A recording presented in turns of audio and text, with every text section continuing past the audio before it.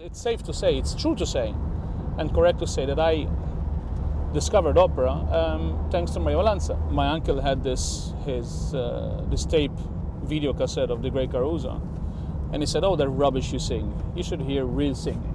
Listen to this." And here comes in Mario Lanza, and in the first scene of the movie, the moment he emits the first sound, I immediately said, "This is the most beautiful sound a male voice can produce." The first time I saw Mario Lanza was actually in a trailer of the film The Great Caruso, and I was just stunned by this man on the screen who was singing with this magnificent voice with such passion. I had heard classical music and opera. My father had a collection of Gigli records, in fact, which I liked, but Mario Lanza singing opera is quite a different thing. And although purists perhaps sometimes sneer at the fact that he wasn't so disciplined, that he didn't refine his art enough, it was because he was so passionate about it and because it was so expressive, his voice, in all the different aspects, in all the different moods. I think that's what carried across to people all over the world and still does.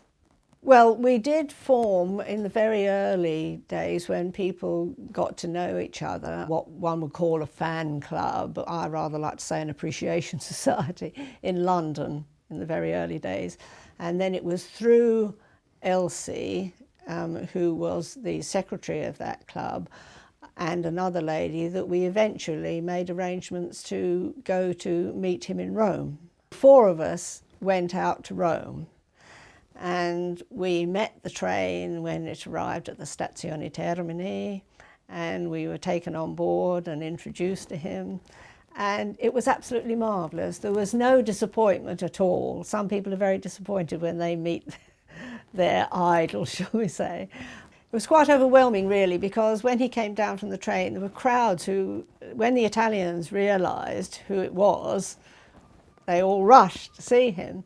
And there was a terrific crowd, and Mario, again, was quite the gentleman. He put his arm round me to shield me from the crowds, and you can imagine there's an 18-year-old girl walking along the platform with this man that she'd, sort of idolised, and it was an absolutely wonderful experience. And I tried to say to him how much happiness he'd given me and many people around the world.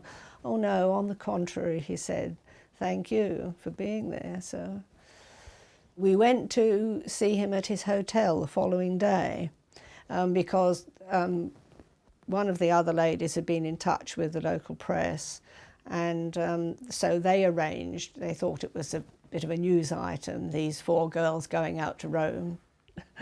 And so we met him at his hotel the next day. People are always amused because I was saying about the expression in his eyes, and I said to him at one point, "Are you coming to England?" And he said, "You say, 'Are you coming?' and with your eyes you say, 'Please come, I will come.'" And he did in fact come on concert tour, of course, later. When he came to London, again, we went to Victoria Station where he was going to arrive. That is me being forcibly restrained by policemen because I was trying to get to speak to Mario when he arrived at Victoria Station in London. Quite a crowd there, as you'll see, but we managed to wave to him and say hello and welcome to London.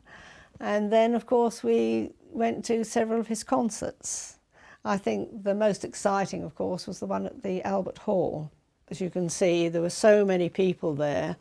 They had to put extra seats on the stage because the demand for tickets was so immense. I heard Joseph Calleja speaking on the World Service, saying about how he was almost stunned by hearing Mario's voice and the passion in it. And I think that's marvellous because Joseph will be living that through. He feels like that about it. He will sing with great passion. He's refining his art as well, which is wonderful, but he won't lose that passion for the singing, for the music, which is wonderful.